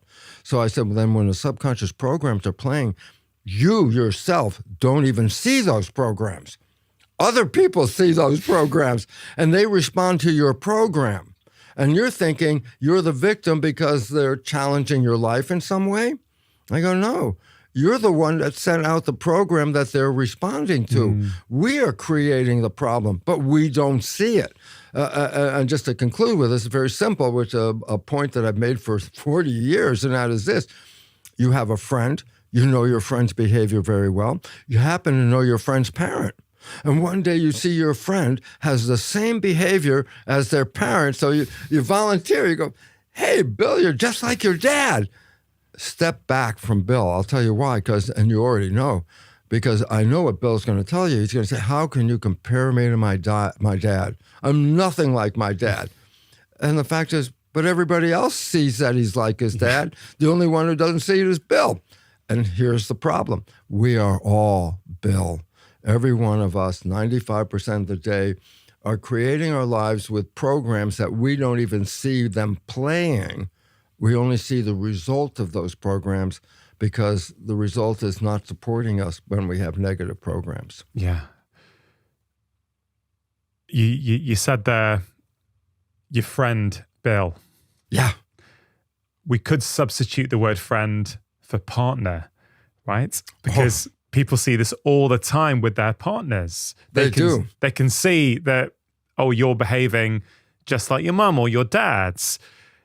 And a person resents that when they hear it. Yeah, because there is this disconnect. Yes. I think for many of us, between what we think our behaviors are and where they've come from and what they actually are, which I think speaks to a lot of your work, which is how can we take back the steering wheel? How can we start to be the architect of our life, of our health, of our happiness, rather than, I guess, a victim to the world around us? Yeah. But also the way you answered that first question, Bruce, for me, there's a couple of things that are worth pausing on. One is what you said about 60% of the programs that are running are negative. Yes. Okay, they're self-sabotaging. And it kind of fits, right, with what I see, which is people struggle to make the changes in their life permanent because they're concentrating on the behavior. Oh, I want to meditate every day. Oh, I want to do this every day because it's going to help me, which can go so far. But if you don't go and rewire the underlying belief, I kind of feel that our behaviors will always fall back to the level of our beliefs. 100%. It's 100% because unless you change the amount of time that you're running your programs. And I say, what does it mean? I say, well, why am I running a program? Because my conscious mind's thinking. And then I say, well, what if you're not thinking? What if you stay what is called present or you stay what is called mindful? I go, this is the cool part because I say, this turns out science has recognized when we fall in love, what happens when we fall in love is we stop thinking. Because what you've been looking for your whole life is now in front of you. The idea of thinking is disconnecting. It's like, no, you don't want to, you want to be here. So I guess what? Science has recognized when you fall in love, you stop thinking. I go, yeah, but then what happens? I say, well, if you're not thinking, then you're not playing the program. And I go, well, then if I'm not thinking, then who's running the show? I go, the creative conscious mind. So I say, your life could be blah, blah, blah, blah. Then you meet somebody. 24 hours later, you have a completely different life experience. I go, what is it? I say, you fall in love. I say, what is it? I say, you experience something we call the honeymoon. What's the honeymoon? Heaven on earth. I go, well, wait, every day was blah, blah, blah. Then 24 hours after you fall in love, you're creating the honeymoon. I go, yeah, because you're not creating your life from your program. When you stop thinking, you're creating from the conscious mind, which is wishes and desires.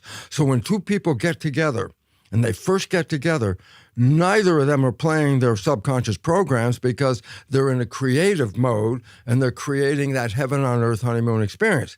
I go, well, this is great. Why the honeymoon is so wonderful and lovely. I said, but shortly down the road, you have jobs, you have to start thinking, you have planning, you start thinking. I go, so what happened? I said, well, the moment you start thinking, then you resort to going back to the program. Well, I say, yeah, but guess what?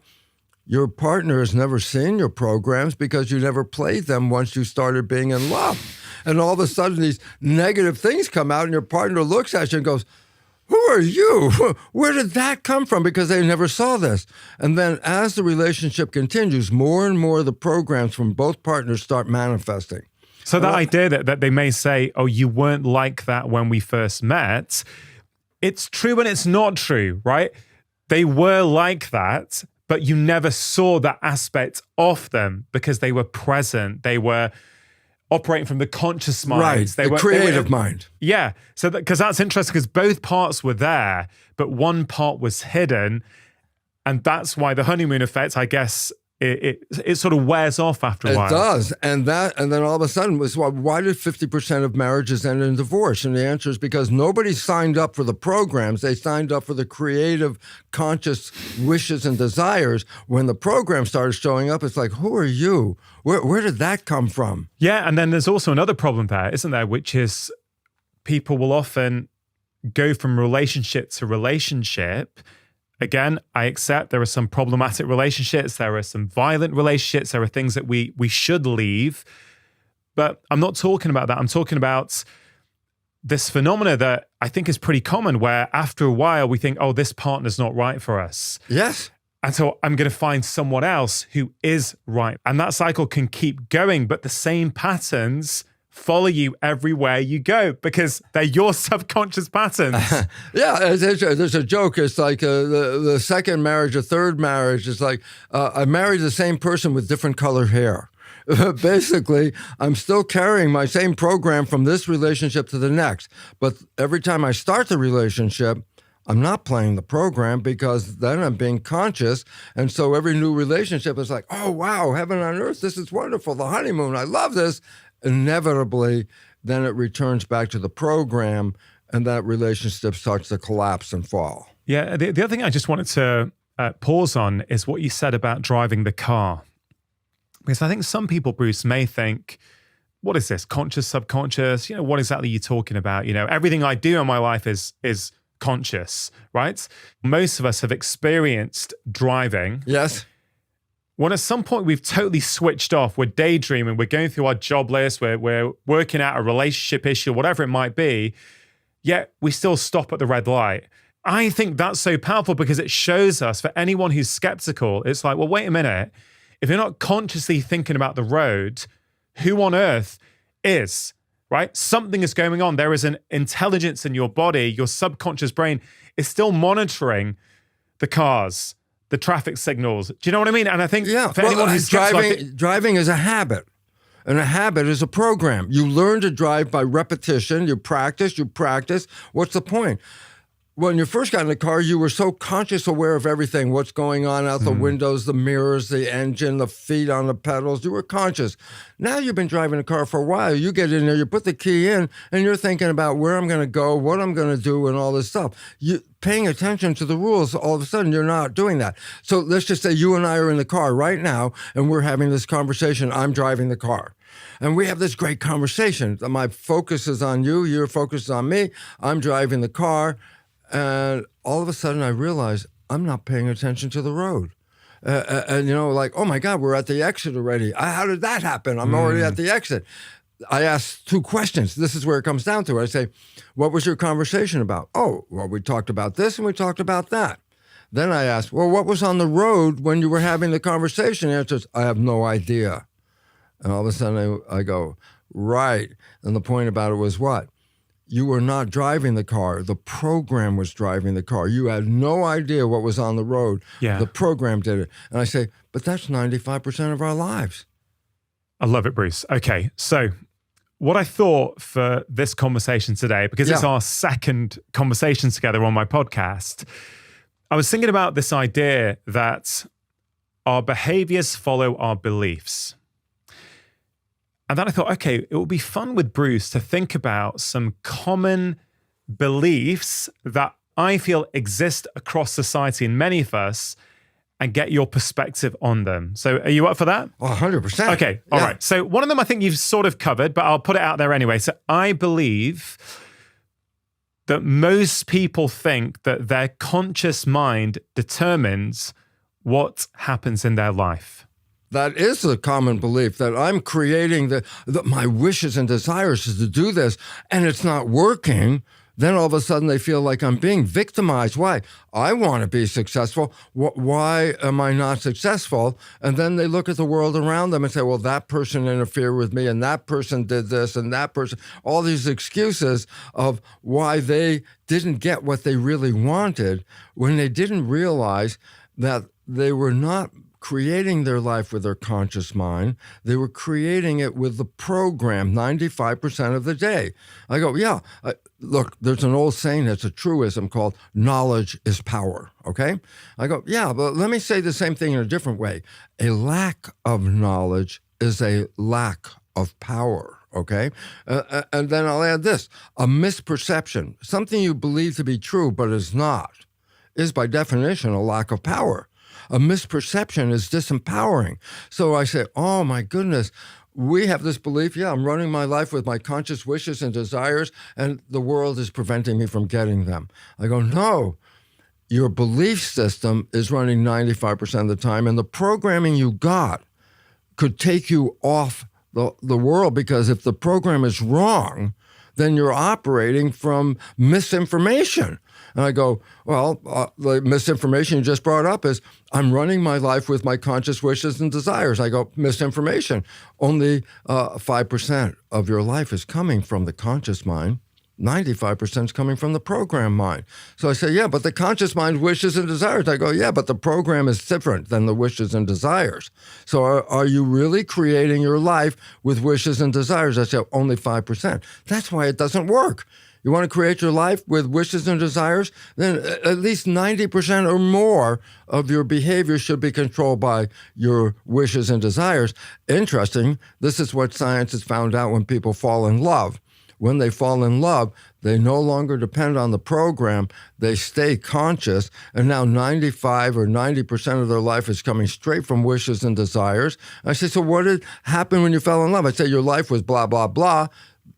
You meet someone, you fall in love. It's only 24 hours later that you're now experiencing something called the honeymoon. And that was what? Your wishes and your desires. You're not playing the program. So that's empowering, isn't it? Right? If you can flip and change your whole state of being in just 24 hours, and anyone who's fallen in love before will know that feeling. Yeah. Right? That shows us that actually these things can be changed, and they can be changed quite quickly, perhaps? 100% quickly. This is why I say just 24 hours after meeting somebody, you wake up with a different day. Oh my God, I'm so in love. Love is so beautiful. I'm so happy. Hey, the food's good. The music's good. Even a job that was crappy, it's not crappy anymore. Why? I'm enjoying my life. I go, oh, your conscious mind is now putting out its wishes and desires, manifesting. And of course, it comes back as, my life is beautiful because that's what I wanted, okay? And I say, so what is the honeymoon? The first time you stop playing the program is the first time you actually then take control of your biology. And what did you manifest? Heaven on earth. And I go, you know, heaven on earth was always here. I go, then why aren't we experiencing it every day? Because, well, 95% of the day, you're not operating from that mind. I think this is such a key point, Bruce, to people. And I think your example of falling in love really brings it to life, right? But what you said about your job, the job that you hated, and then you fall in love, and then now you actually like your job, or it's certainly not bothering you. Right. That also shows us that perception is huge. Perception is the foundation of consciousness. Yeah. That is where it comes from. And we can actually change our perception of things if we want to. If you want to. Now, the conscious mind is the changeable one. We could have a conversation. I walk out this door and my conscious mind could have a whole different meaning about life, okay? My subconscious is a hard drive, just like in a computer. I say, what's the point? I say, if you think you can change the hard drive, your subconscious mind, by just talking to it, talking to yourself, oh, I'm going to do better. I say, who are you talking to? He said, well, I'm talking to the subconscious. I go, there's nobody in the subconscious. It's a hard drive like in a computer. I say, if you think you can do that, I say, talk to your computer and see if it will change its function by talking to it. And the answer is no. People try. When their computer's not working, people do talk to their computers, but I don't think it works. I usually yell at it when I mess up, yes. But the reality is what? The subconscious does not change habits unless there's a special way of doing it. And the reason is this. What is a habit? It's a program. Do I want it to change? I go, not if it's a good habit. I go, like what? Well, when did you learn how to walk? Before you were 2 years of age.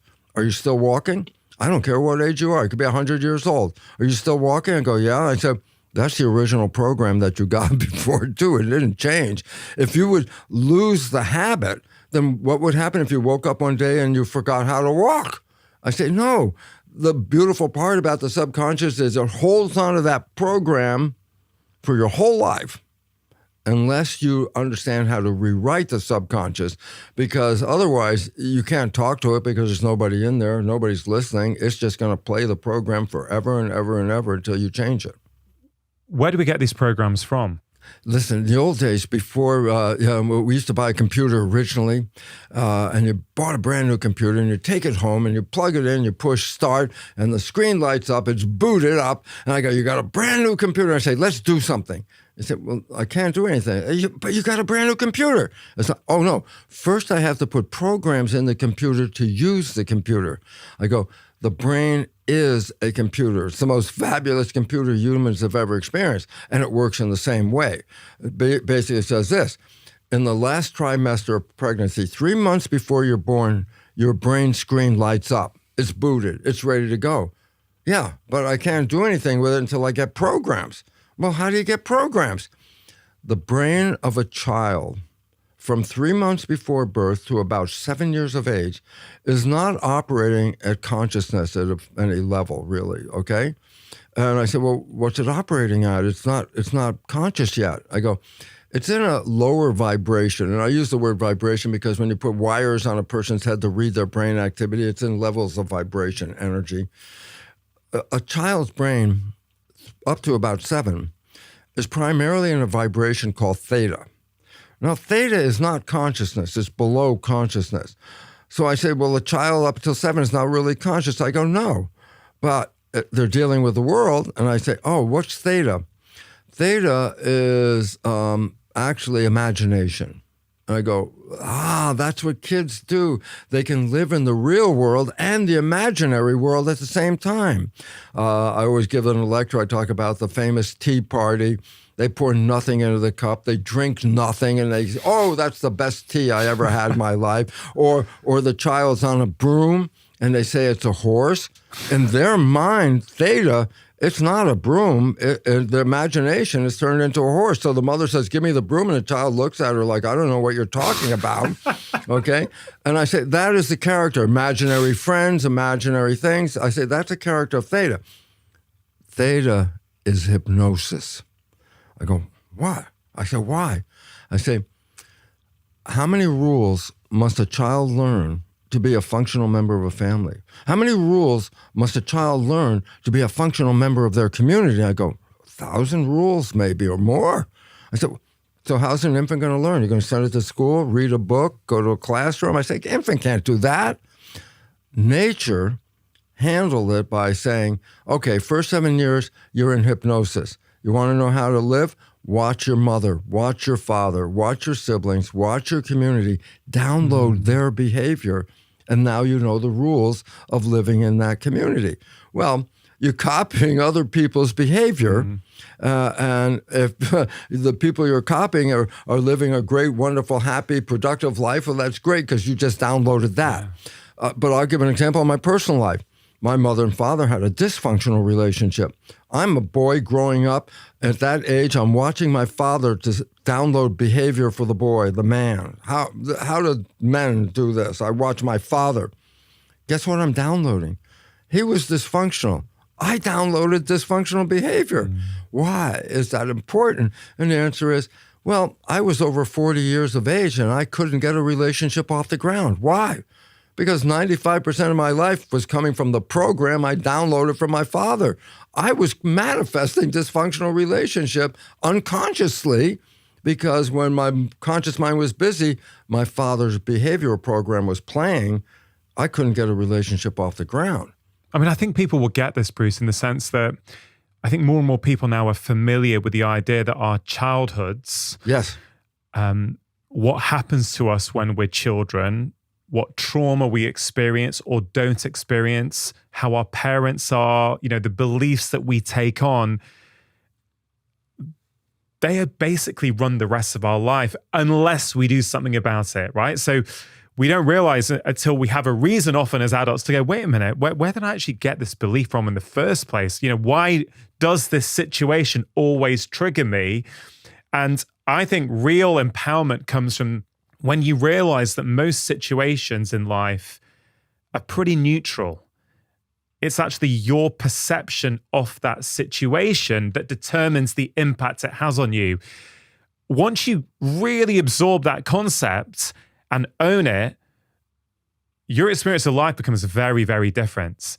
And so I think, I've had Gabor Mate on this show many times before, and he talks about our childhoods and how our childhood experiences impact our adult behavior. Many child psychotherapists would say a similar thing. So I think I'm just trying to bring that up for people who may be going, really, we download programs? It's like, yeah, you use the word programs, but essentially it's the conditioning we get at that age, isn't it? It's 100%. And this is why kids essentially grow up like their parents.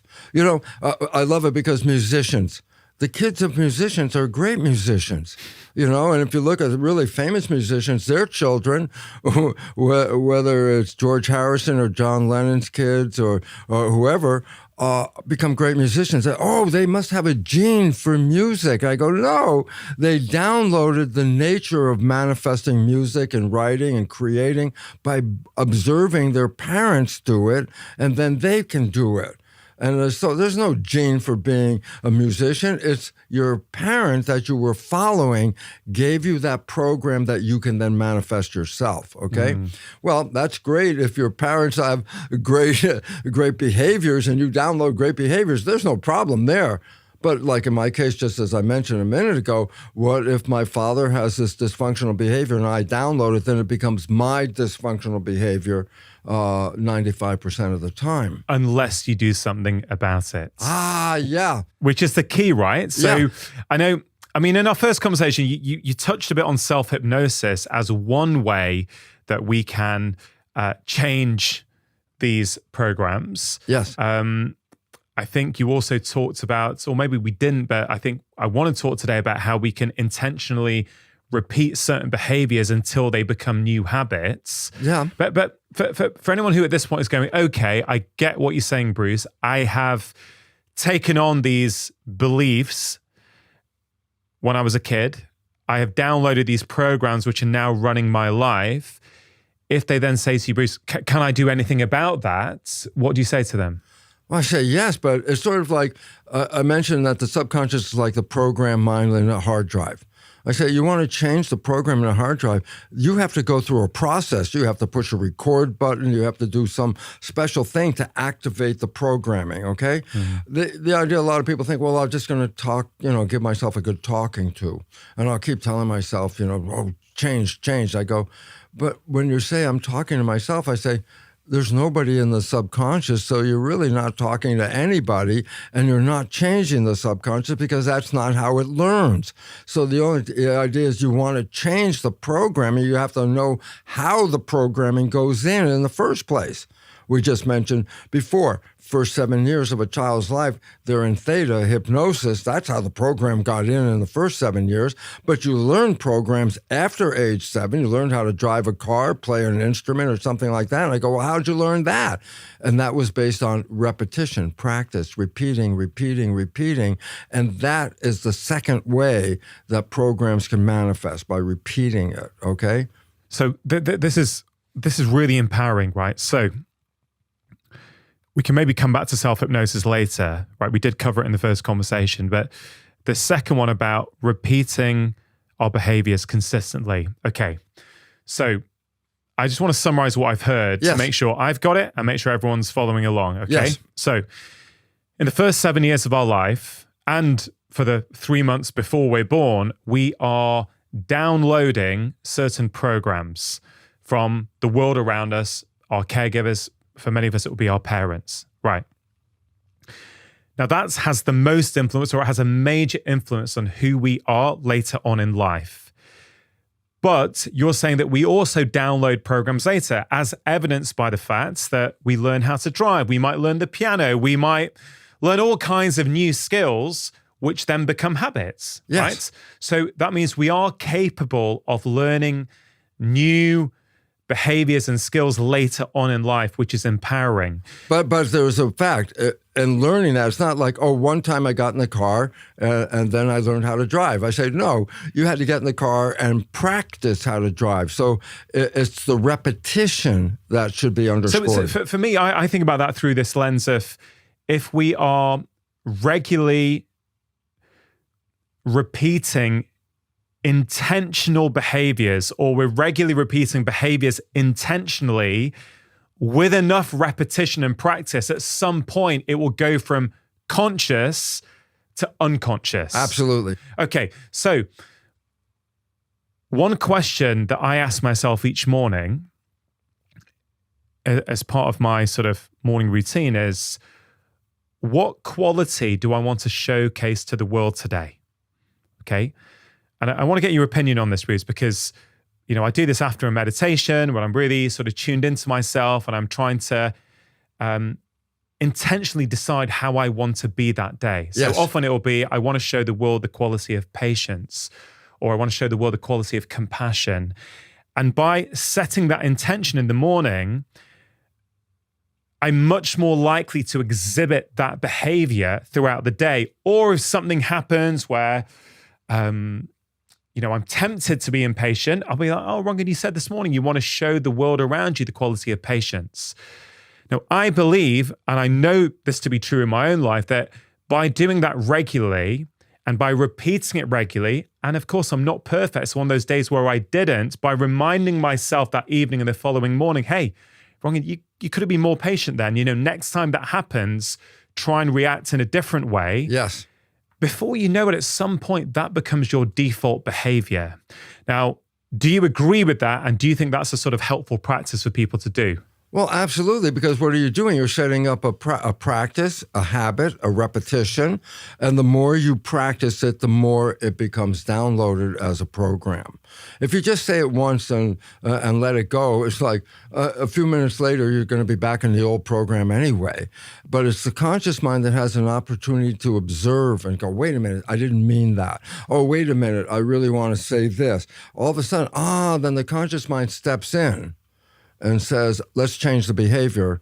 And if you repeat that change of behavior, that is the second way that programs are installed in the subconscious. I just want to help people for a second, and I want to help them with this. What are my programs? I go, well, 95% of your life is coming from your program. Your life is a printout of your programs. I say, well, then how do I know my programs? And the answer, here it is. The things that you like and you want that come into your life, they come in because you have a program to acknowledge those things. But on the other side, the things that you want and you work hard and you put effort into it and you're sweating over it and you trying to make it, I'm making it work, I'm putting effort into it. And I go, why are you working so hard for that destination?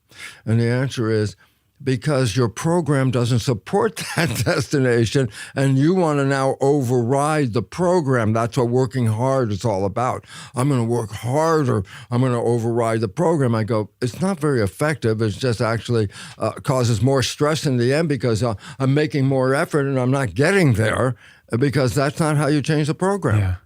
If you enjoyed that conversation, then I think you are really going to enjoy this one that I picked out especially. I think there's 2 times the door to the subconscious mind opens up. When we wake up in the morning and we go to bed at night, and it's simple brain chemistry and simple physiology.